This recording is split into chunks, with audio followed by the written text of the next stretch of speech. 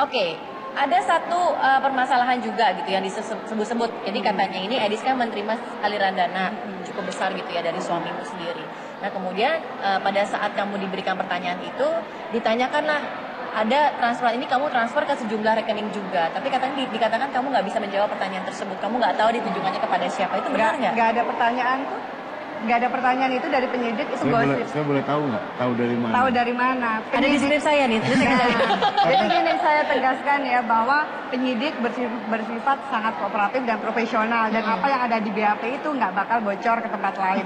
Tapi terus terang penyidik tidak pernah mengajukan pertanyaan yang seperti itu. Ini pemberitaan ini pun juga ramai di media. Nah, itu bagaimana Mas Adi? Saya yang bingung kenapa kok ada pemberitaan yang seharusnya seperti tadi ya, dibilang Edis ada rekening yang tidak tahu transfer dari mana, itu tahu dari mana? Orang pemeriksaan dalam BAP itu cuma saya, Edis, penyidik. Pengacara dan penyidik. Ya kan? Dan apa yang diomongin itu ya kita bertiga yang tahu. Tapi ada nggak pertanyaan berkaitan dengan ini? Kamu mendapatkan pertanyaan dari ini? Pertanyaan, jadi gini, saya ada rekening koran ya. Rekening koran itu dari awal sampai akhir ada semua di situ. Dan itu ada kok tulisannya, saya transfer kemana-mana saya tulis.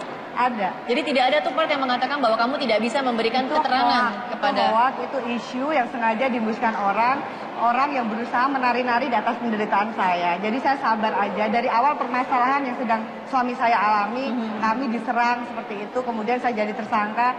Ada lagi berita-berita hoax yang seperti itu. Tapi yang pasti pihak kepolisian pun sangat baik sama kami, pihak penyidik sangat baik kepada kami dan tidak pernah ada isu-isu seperti ini. Jadi yang bilang rekening-rekening itu kenapa kami lama sampai datang 2 kali ke sana punya tambahan karena untuk membreakdown rekening ini ke siapa, untuk apa, ini ke siapa, untuk siapa, dan memang kami bisa jelaskan semua bahwa tidak ada yang mencurigakan. Ini khususnya penerimaan ya. Apa hubungan dengan pengeluaran, logikanya aneh kan. TPP itu hanya penerimaan. Dan semua kan juga jelas tertulis semua lewat rekening koran itu ya. Oke. Baik.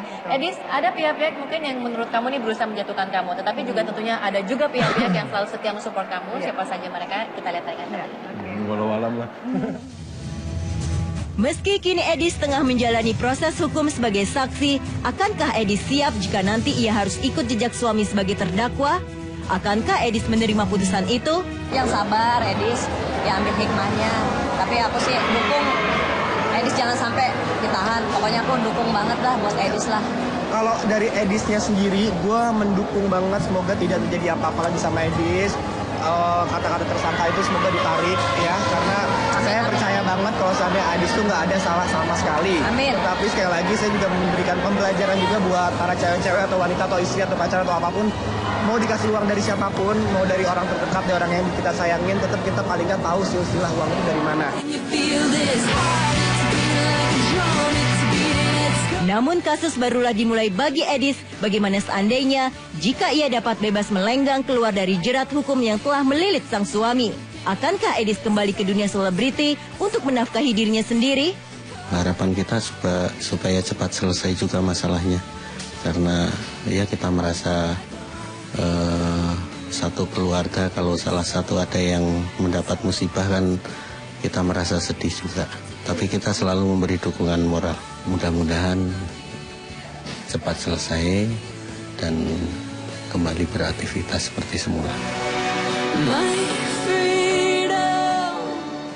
Ya, banyak yang sayang dan banyak juga support Edis ya dengan apa yang kamu alami sekarang. Barangkali kalau saya boleh nambahin juga Yuanita, saya mumpung ini acaranya live ya, saya ingin mengucapkan terima kasih buat sahabat, teman-teman yang mensupport saya, terutama ada persatuan dari Bibu dari Tenggarong, Kutai Kartanegara, persatuan di Bibu dari Surabaya, kemudian dari beberapa bahwa mereka merasa kita ini kan istri, menerima nafkah dari suami, kok Mbak Edis jadi tersangka gitu kan. Jadi alhamdulillah support dari sahabat, teman, kerabat, yang kenal, tidak kenal.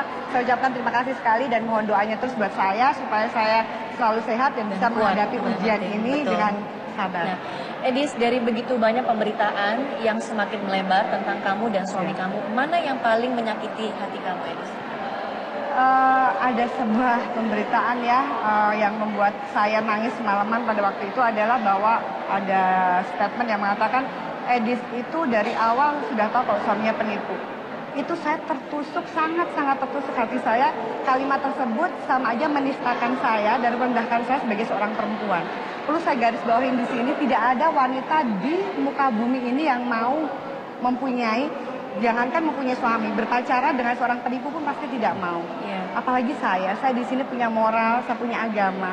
Jadi pemberitaan tersebut tidak benar gitu. Jadi memang selama ini beberapa bulan ini ada pemberitaan sangat menyudutkan kami dan memang saya lebih baik diam pada waktu itu Yuanita karena saya berpikir apa yang saya sampaikan saya diserang dan diserang. Akhirnya saya lebih banyak berdiam dan terus Allah pasti akan memberikan pertolongan. Dan akhirnya sekarang kamu muncul ke media untuk bicara semua ini karena Betul. apa, Edis? Ya karena saya udah saatnya membela kehormatan keluarga saya. Udah saatnya saya mengklarifikasi beberapa berita yang tidak benar seperti itu ya. Dan sekarang ini kan juga kasus hukum suami saya kan masih terus berjalan gitu ya. Jadi saya sangat menghormati itu juga dan saya sebagai warga negara yang baik dalam menghadapi permasalahan saya yang ditetapkan sebagai kasus tersangka ini pun saya mencoba untuk kooperatif. Artinya sewaktu-waktu saya dibutuhkan saya juga akan ke sana gitu ya.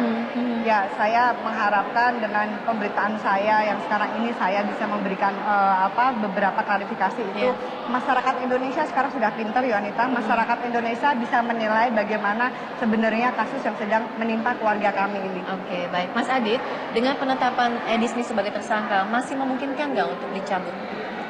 Saya rasa itu kewenangan penyidik, tapi untuk mencabut dari praktek, selama saya praktek itu jarang, Mbak. Mungkin dari 100 hanya 1 atau 2, ya kan.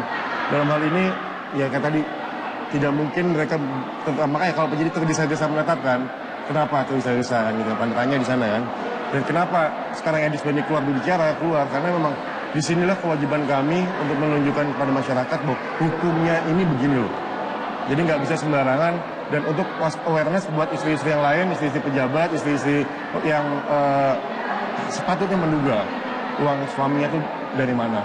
Oke, baik.